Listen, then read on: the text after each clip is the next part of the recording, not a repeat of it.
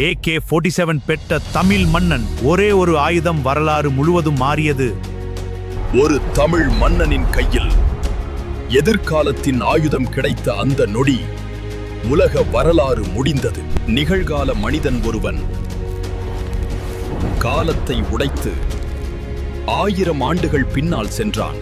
அவன் கொண்டு சென்றது ஒரு ஆயுதம் இல்லை, எதிர்காலத்தின் மரணம். ஒரே நொடியில் 100 வீரர்களை வீழ்த்திய அந்த சத்தம் வரலாற்றையே கிழித்தெறிந்தது. வாள், ஈட்டி, கவசம் எதுவும் அந்த ஆயுதத்திற்கு முன் நிற்கவில்லை. சில ஆண்டுகளில்